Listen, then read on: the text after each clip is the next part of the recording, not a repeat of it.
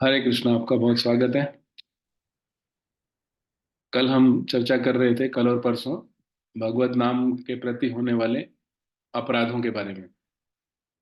तो पहला अपराध था कि वैष्णव भक्तों की निंदा करना, क्योंकि वैष्णव भगवान को बहुत प्रिय होते हैं, वेरी डियर।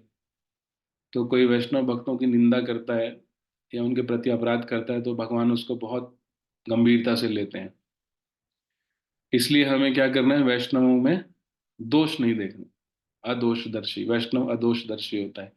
तो उसमें हमने बताया था, जैसे जो मक्खी होती है, वो एक सुंदर बाग में, सुंदर बगीचे में अगर कहीं पे गंदगी कचरा पड़ा होगा तो मक्खी वहीं कचरे पे जाके बैठेगी, इतने सुंदर फूलों पर नहीं बैठेगी। और दूसरी ओर मधुमक्खी होती है, कचरे के ढेर में अगर एक एक फूल भी होगा तो मधुमक्खी उस पुष्प पर जाकर बैठेगी, पूरे कचरे पर नहीं बैठेगी।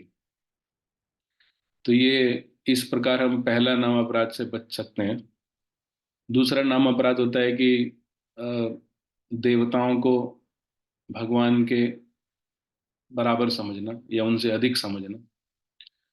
तो उस पे सही तत्व ज्ञान के द्वारा हम ये जान सकते हैं कि कैसे जो सभी देवता हैं वो सब भगवान के प्रतिनिधि हैं, उनके अधीन हैं। और भगवान एक विशेष स्थिति रखते हैं। दूसरा ये था। तीसरा नाम अपराध है गुरु के आदेशों की अवज्ञा करना, गुरु के आदेशों को नहीं मानना। तो वो ठीक है, जो भी दीक्षा लेना चाहते हैं या दीक्षा ले चुके हैं, तो उनको बड़ा सावधान रहना चाहिए कि गुरु के जो भी आदेश हैं उनका पालन करना चाहिए। लेकिन अगर आपने दीक्षा नहीं लिए या अभी बहुत दूर हैं दीक्षा से, तो उतना मत सोचिए, बस जप करिए।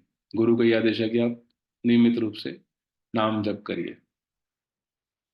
चौथा नामापराध होता है वैदिक शास्त्रों की निंदा करना या वैदिक शास्त्रों को कल्पना समझना, कि ये सब कथा कहानियां हैं, मन गढ़ंत हैं। हाँ, ऐसा करके अगर कोई सोचे तो ये भी एक नाम अपराध होता है, चौथा नाम अपराध होता है।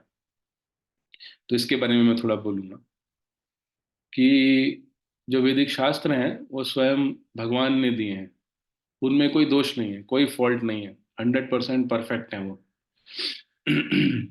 जैसे कि हम शास्त्रों में लिखा है कि जो गाय का गोबर है शुद्ध होता है, जो देसी गाय होती है उसका गोबर एकदम शुद्ध होता है। और शास्त्रों में बोला है कि अगर किसी और के मल को, विष्ठा को अगर हम हाथ लगाएं तो हमें स्नान करना चाहिए, नहा लेना चाहिए। लेकिन गाय एक ऐसा जीव है जिसका गोबर को छूने से हम शुद्ध हो जाते हैं, पवित्र हो जाते हैं। तो ये शास्त्रों में लिखा है, बहुत पहले से लिखा है। लेकिन बाद में मॉडर्न साइंटिस्ट उसको ढूंढ कर पता लगाते हैं कि गाय के गोबर में एंटीसेप्टिक प्रॉपर्टीज होती हैं। इतने सारे भी पेटेंट्स निकल गए हैं गौमूत्र पर, गाय के गोबर पर। उनको पता ही नहीं था पहले, साइंटिस्ट को, लेकिन शास्त्रों में तो बहुत पहले से लिखा है। तो शास्त्रों में जो भी लिखा है वो 100% सही है। हाँ, ये हो सकता है कि हमें समझ में ना आ रहा हो। जैसे पहले हमें नहीं पता था कि गाय का गोबर पवित्र होता है, शुद्ध होता है, लेकिन वो शास्त्रों में बहुत पहले से लिखा है। तो बाद में फिर रिसर्च हुई, उन्होंने पता लगा कि हाँ भाई, गाय के गोबर में एंटीसेप्टिक प्रॉपर्टीज होती हैं। तो इसी प्रकार से शास्त्रों में जो भी लिखा है वो 100% परफेक्ट है।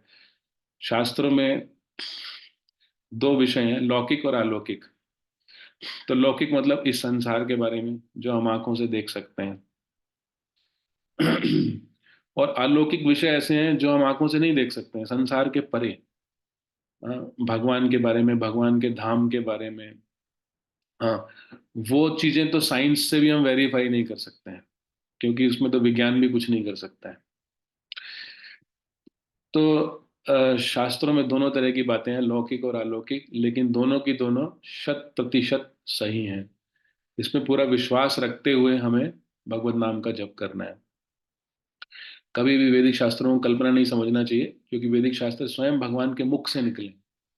भगवान ने भगवान ने ये वैदिक शास्त्र ब्रह्मा जी के हृदय में प्रकाशित किए थे। तेने ब्रह्म हृदय आदि कवये, उनके हृदय में भगवान ने ये वैदिक शास्त्र प्रकाशित किए थे। तो इसमें कोई दोष नहीं है, कोई फॉल्ट नहीं है, 100% परफेक्ट है। इस पे हमें पूरा विश्वास होना चाहिए।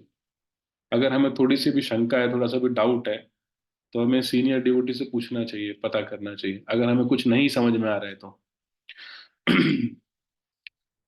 और इस प्रकार से हम तीसरे चौथे नामापराध से भी बच सकते हैं, सही जानकारी से। हरे कृष्णा। तो हम एक माला जप करेंगे।